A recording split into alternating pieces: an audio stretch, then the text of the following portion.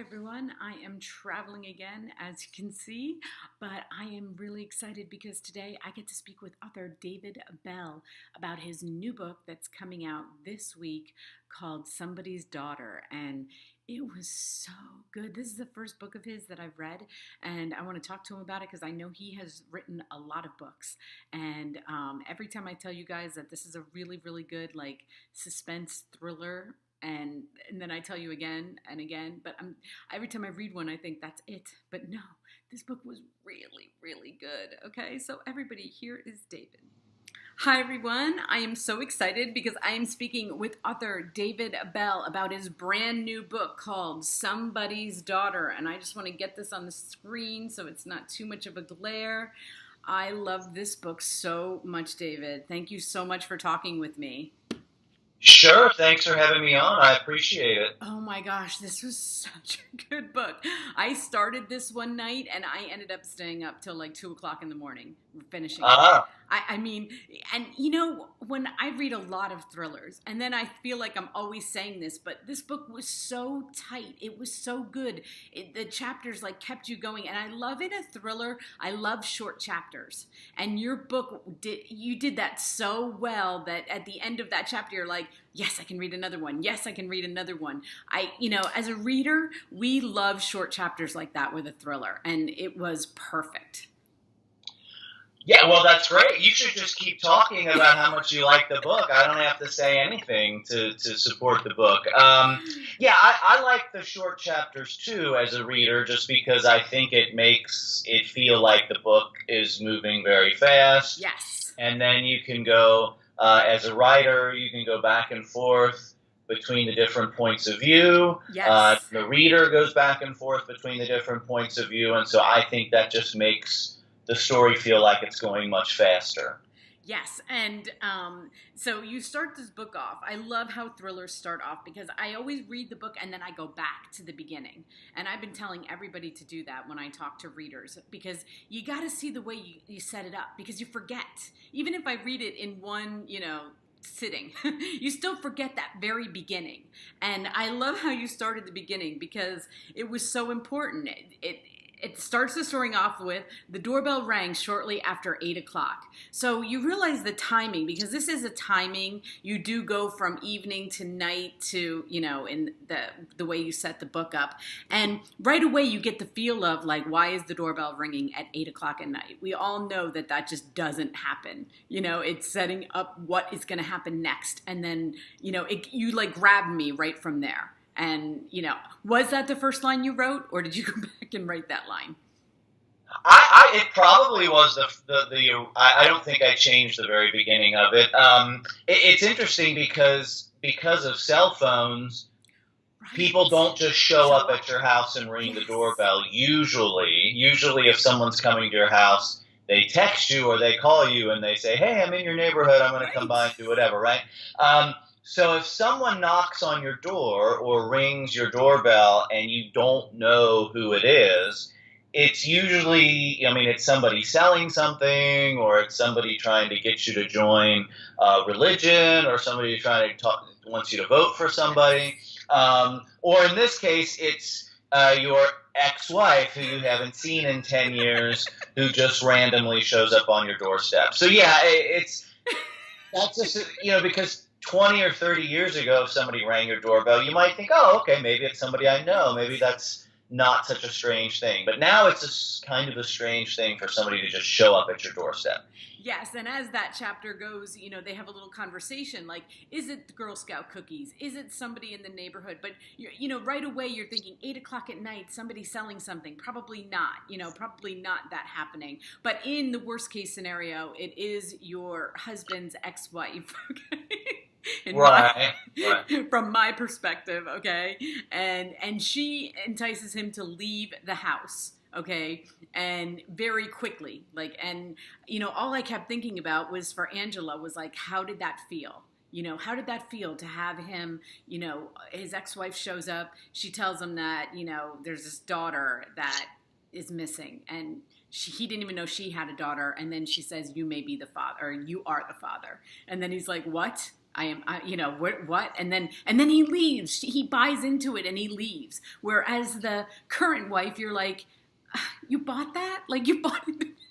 You know? Well, nobody would be happy if their partner or spouse left with their ex. Right. Nobody likes it when an ex shows up in their lives, no matter how long ago the relationship ended, no matter how we all want to be like cool and like, oh, I don't mind. I know my person had people in the past, whatever. But nobody really likes to think about that. We all want to pretend like the person we're with, we're the first person they've ever dated in our lives.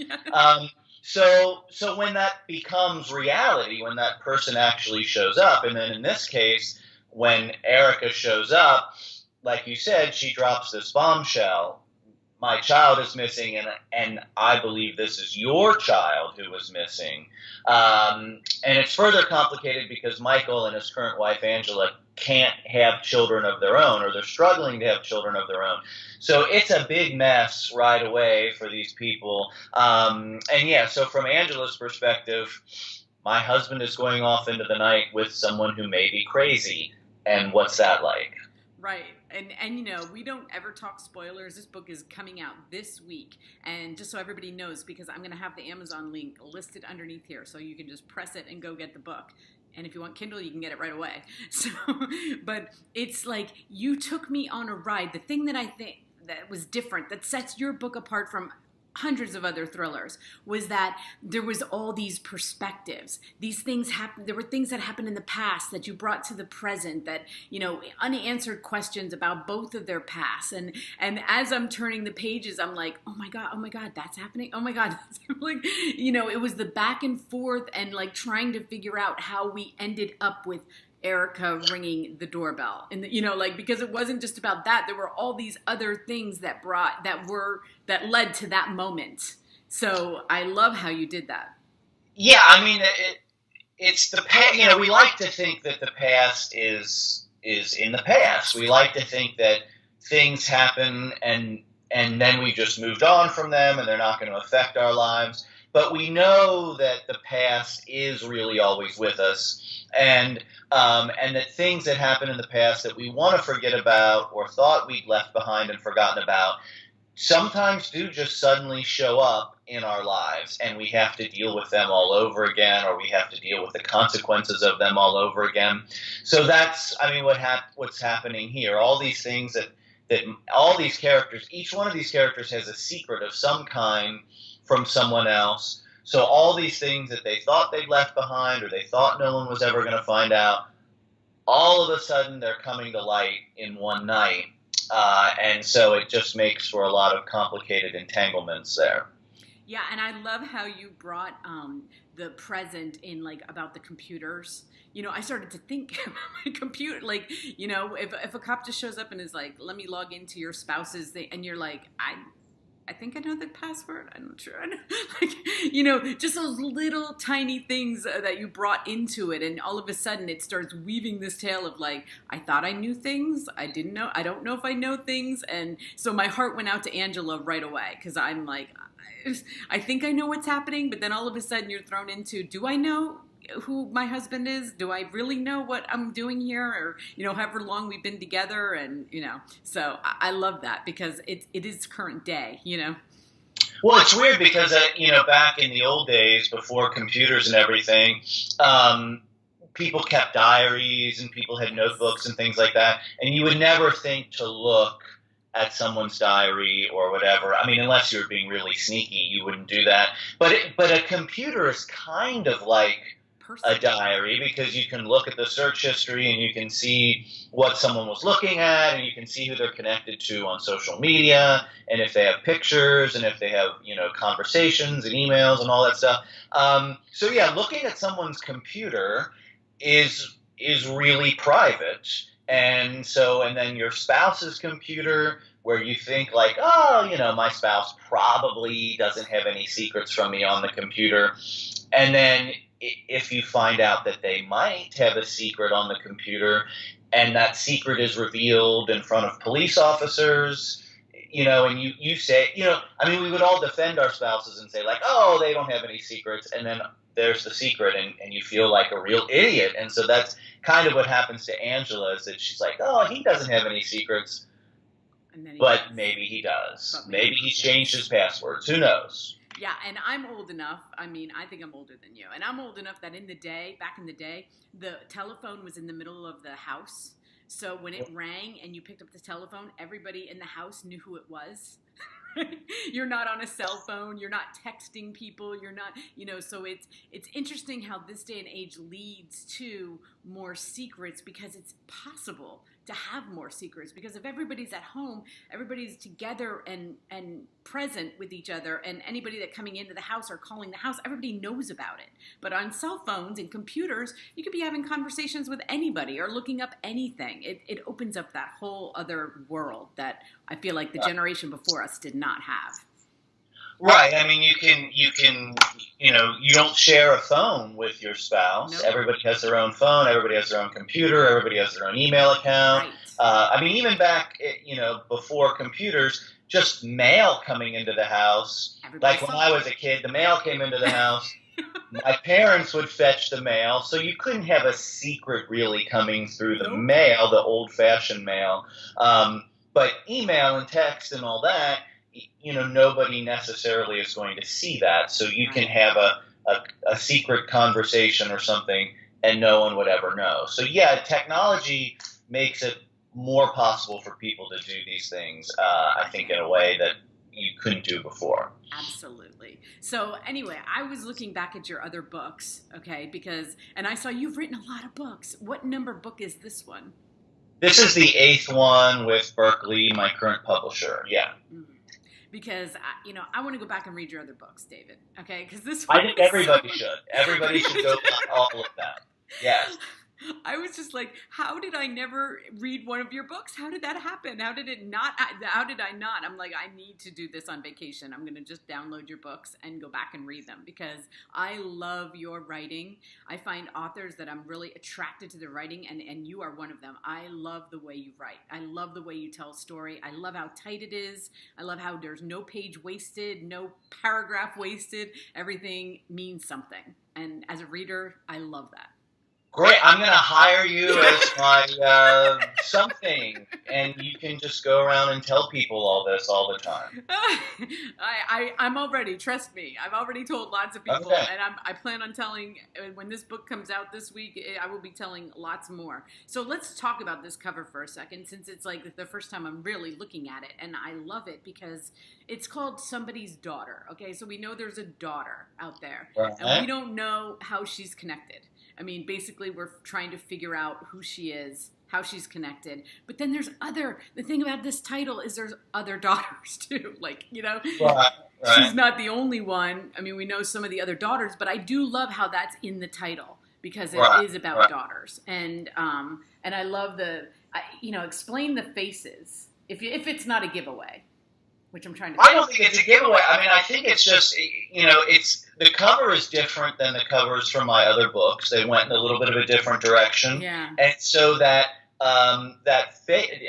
the way, this is just my own interpretation of the cover. Right. That face that's kind of shattered into different faces, I think is just showing that in the story, you don't really know who people are. People have different faces. People are showing different things. People have different identities in different places. And there's just a lot of confusion about who is who and who is connected to who. And so I think just that multiple faces fading in and out there shows that. It just says, like, this is an unpredictable story, and we can't quite figure out who everybody is. So to me, that's what I take as the meaning of that cover. And I think it's just really eye-catching.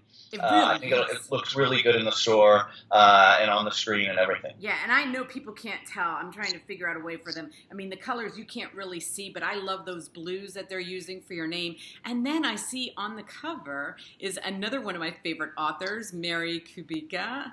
Right. Yeah. Yeah. I mean, you can't like go wrong if you're getting a little blurb on the cover from Mary. She's one of the best, yeah, Not and only is an she, incredibly nice person. I I was met gonna, her once at a book conference, and oh my God. yeah, she's very nice. I She was, writes those very dark, twisted books, and so you think like, oh, she must be really weird and dark and twisted, and then she's just like the most perfectly normal, nice person in the world, and she's very supportive of other writers. So yeah, I was really lucky to have her say something nice about the book. I was just going to say that when I met her, I could not believe like the people that she knew that I knew, and like how she helps other authors, and as you know, people that I knew, the authors up and coming. I mean, she is so out there willing to help anyone. I've never met anyone as gracious as her.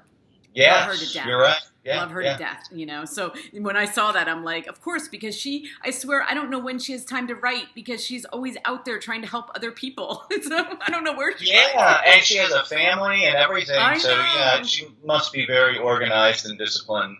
Much more than me, but anyway, I Yeah. love her, so I am so happy that she did that for you. And you know, but not, I don't think you need it. You've got 8 books under your belt with this publisher, and this book is crazy good, and I just want to keep telling everybody that. And you know, before I talk to authors like you, I make a pact with myself: only say it 10 times, only tell them it's amazing Oh, 10 times. But I think I've okay. overdone that.